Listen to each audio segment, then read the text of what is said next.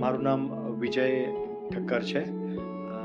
2017માં Gujarat startup scheme અંતર્ગત આપણને એક ફંડ મળેલું અને મેં અને મારા પાર્ટનરના મગજમાં જે આઈડિયા હતા એ આઈડિયા પ્રમાણે અમે વર્ચ્યુઅલ રિયાલિટી બેઝ એજ્યુકેશન પર આ ફંડનો ઉપયોગ કરીને કામ કર્યું અને એના પછી અમે સેલ્ફ સબસ્ટેન થઈ અને વિશ્વની સૌથી મોટી educational content library virtual reality માટે બનાવી અને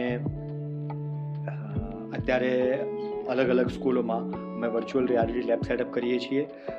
ઇન્ડસ્ટ્રીઝની અંદર અમે મશીન અને ઇન્ડસ્ટ્રીઝના ડિજિટલ ટ્વિન્સ બનાવીએ છીએ અને હાયર એજ્યુકેશનમાં મેડિકલ સાયન્સ અને એન્જિનિયરિંગમાં અમે 6 ઓફ XR અને VR ટેકનોલોજીનો ઉપયોગ કરી અને એક્સપેરિમેન્ટ્સ થઈ શકે સીધી સીધા, જેમ કે મેડિકલ સાયન્સ છે તો બોડી ડિસેક્શન છે, એન્જિનિયરિંગ છે તો અલગ અલગ પ્રકારના પ્રેક્ટિકલ્સ છે, એ બધા જ વિધાઉટ મશીનરી પણ સિમ્યુલેશન બેઝ એક્સપેરિમેન્ટ થઈ શકે એવી ટેકનોલોજી અમે વિકસાવી છે.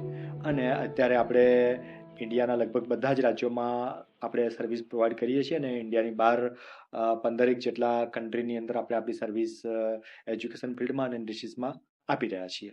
જ્યારે અમને અમારે આ ટેકનોલોજી ડેવલપ કરવી હતી ત્યારે ગુજરાત સરકારમાં સ્ટાર્ટઅપ ઇન્ડિયા સ્કીમ અંતર્ગત એક ફંડ હતું, 10 લાખ રૂપિયાનું ફંડ, એ અમને મળેલું અને એનો ઉપયોગ કરીને અમે કામ શરૂ કર્યું.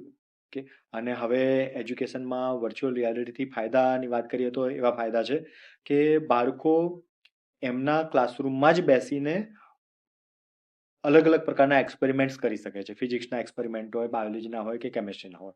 બાળકો એમના ક્લાસરૂમમાં જ બેસી અને સ્પેસની સફરે જઈ શકે છે અથવા તો દરિયાની અંદર સફર કરી શકે છે અથવા તો વિશ્વમાં અને દુનિયામાં કોઈ પણ જગ્યાએ ભ્રમણ કરી શકે છે.